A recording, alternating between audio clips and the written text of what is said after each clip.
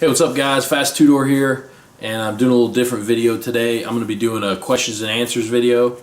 I've been going through the comments. Oh, hey buddy. Sorry, my dog. I've been going through the comments on all my FAST2DR swap videos, and I've noticed that a lot of you guys are asking me questions, and I'm sorry. I haven't been ignoring you, but I don't have time all the time to reply to all these questions. But most of the time I just don't find them. But anyway, I gathered a list of some of the questions, and I'll go over them here and give you guys some answers. Come on. And hopefully get all your questions answered. So we'll start off. The first question that I get asked the most of any other question since doing my truck rebuild for the show truck build is, where do you get your suede from? And I got my suede from Hancock Fabrics here locally. It was a color called gunmetal suede. And the problem is now, luckily I still have a good bit of it, but when I originally went to buy it, they told me it was a stock item. So I bought it, and I would like to get some more, but now they do not sell it anymore. So can't get that. Maybe it's in one of you guys' stores. If you have it, let me know. I'd love to buy some from you. But Hancock Fabrics gunmetal suede is the color. Another question that I get: what wheels do you have?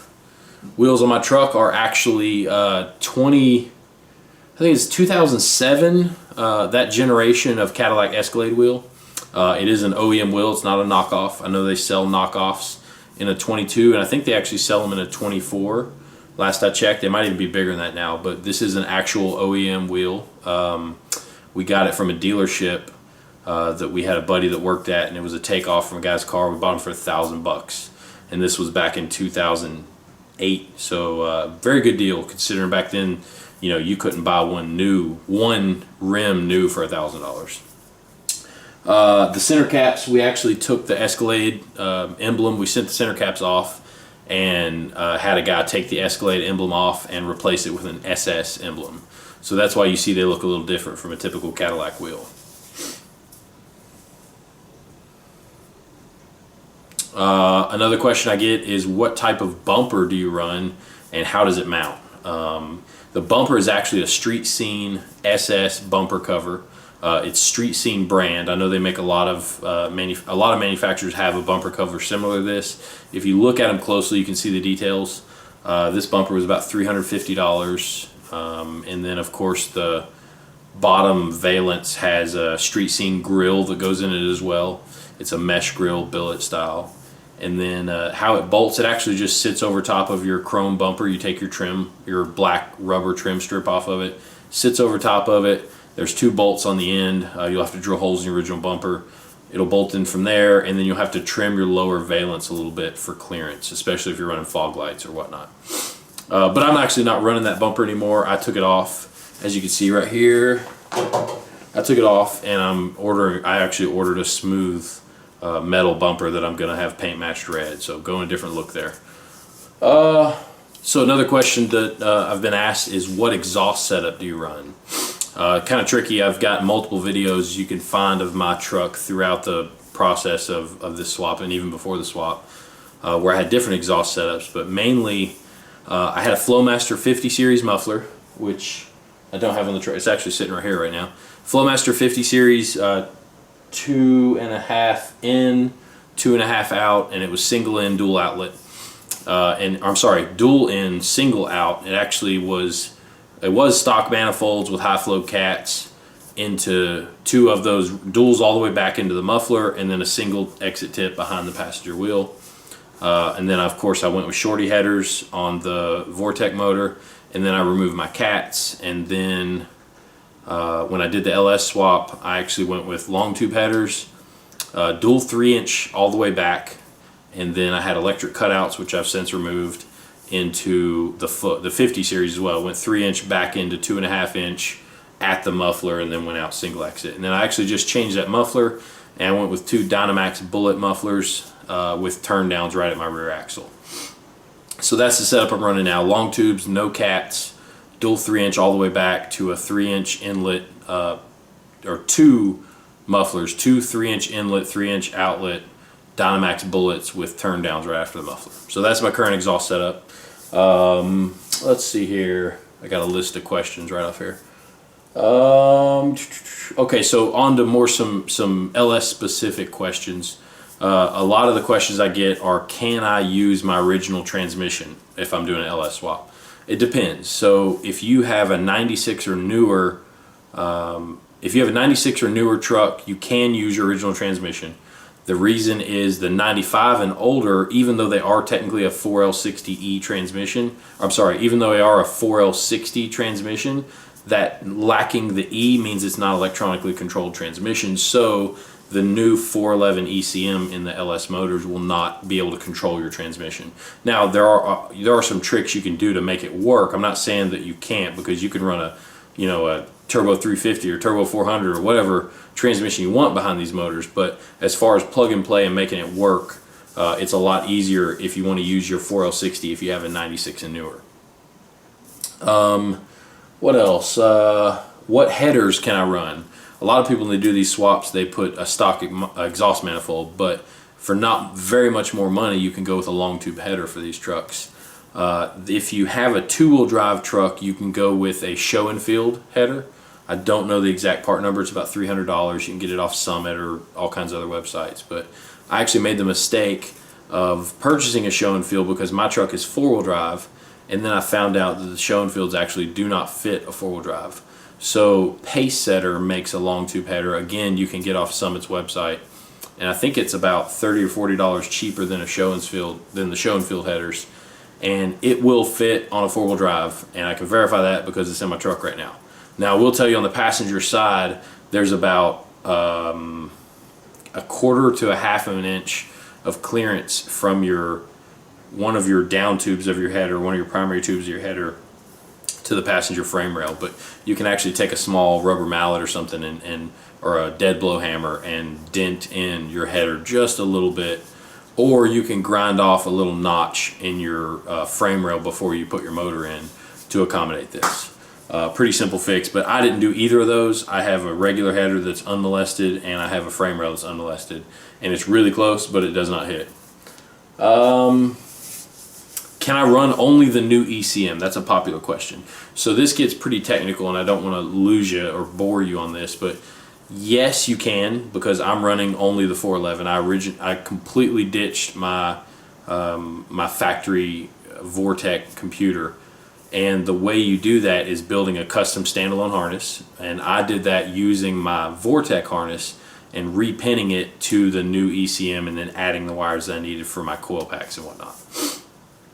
It's not very difficult, but there's some misleading information on the internet, and if you don't do your research, you can kind of get in a little bit of a headache. I actually, a fun fact about my swap, it took me about, so in order to start my swap, I pulled the motor out before I even had the funds or the thought of what kind of motor I was going to buy. I did that to kind of jumpstart it, because I said, the best way to do this is to make myself have to do it. So pulled my motor out.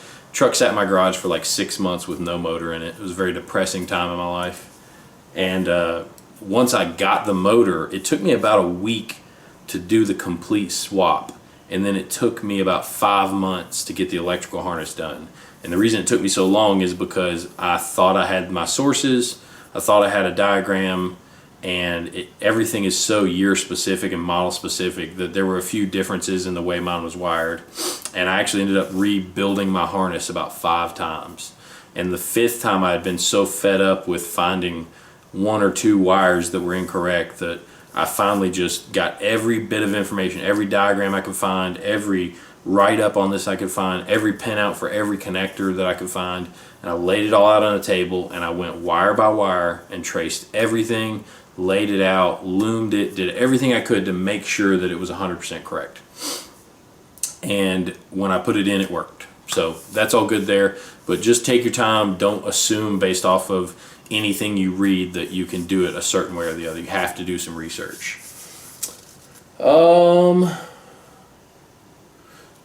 Another question I get, do I need to change my flywheel? I can't remember who asked me that, but somebody asked, do I need to change the flywheel, and if so, what flywheel do I need to run?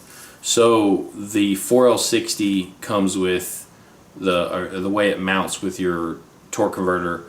If you don't run this newer flywheel, then you'll have spacing issues where when you go to bolt your torque converter to your flywheel, it'll actually pull the torque converter out of the transmission tube and unseat it. And to remedy this, and also the middle of the flywheel, there's a alignment, I guess you call it a knob on the end of the torque converter that kind of sits in the middle of the flywheel and keeps it centered. Obviously the bolts have a little bit of play in them, and they have play in them. I'll explain to you why. They have a little bit of a play in them, so if you don't bolt them on centered, you'll have these two masses, your flywheel and your flex plate, or your flywheel and your torque converter, that are rotating, but they're not rotating around the same center of gravity. So you'll get some like oscillation where one will be rotating unbalanced to the other one. So there is you have to get the, and don't hold me to this part number, I don't remember the part number, but I want to say it's the 6.0 liter, the LS 6.0 liter flex plate, which is actually a dished flex plate. If you look at it, sideways like this, it actually has a little bit of a cone to it, like a bowl shape. And then there's a spacer also that goes with that. And the thing is, you have to bolt the flex plate up to the motor. And I say flex plate because it's not actually called a flywheel, it's called a flex plate. You'll bolt that to the motor, and you actually bolt the spacer behind the flex plate. And what that does is allows, that spacer has that center diameter for that alignment knob to actually go into, and the flywheel is so far away that when you bolt the spacer on the backside, it brings it out to where it can come in contact with that alignment knob and make sure that everything is centered on the same rotating axis. And the reason there's play, back to that, is when you get that 6.0 liter flex plate, your bolt pattern, there's 3 bolts in your torque converter on the 4L60E in these older trucks, and the bolt pattern on that torque converter is a little bit wide of your 3-hole pattern on your flex plate. So what you actually have to do is, if you could picture the hole of the flex plate being a perfect hole, and there's 3 of them around the outside of this thing, what you want to do is open them up towards the outside.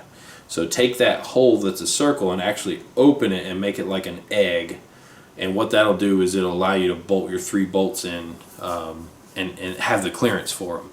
So that's a common thing. You can Google that and find more information about that. But so yeah, you're going to need a 6.0 liter flex plate. Now, I've seen people that say they do it with their original flex plate, and I'm not going to say that it can't be done because I don't know, but based upon my research, I went ahead and bought a 6.0 flex plate, bought the spacer kit. It was, I mean, $200 I want to say for everything, bought new bolts for it, and it bolted right up, no problem. So it definitely can't hurt to go that direction. Now granted, mine is a 4-wheel drive truck, so I don't know the difference in spacing with the 2-wheel drive transmissions, because mine has a transfer case on the back of it and a different output shaft. So do some research again. That's the main thing of this is, you guys ask me questions. I get questions all the time on different forums and Facebook pages and stuff, and I see people asking all the time, how do I do this? How do I wire that? What wires do I need for this? That's a popular one. Tell me what wires I need to run. And everything's different, so don't rely on somebody telling you that this wire color goes to this and this pin number goes to this, because if you look every year, there are differences in these ECMs and these harnesses, and different options and whatnot will control what you need to do. So best thing I can tell you is do your research, and if you have any questions, feel free to ask them, and don't rely on one source. Do some confirmation research and get the answers that you're looking for before you start spending excessive money and putting all this together. So there you go. There's some Q&As, and I'll do some more videos further explaining some of these topics.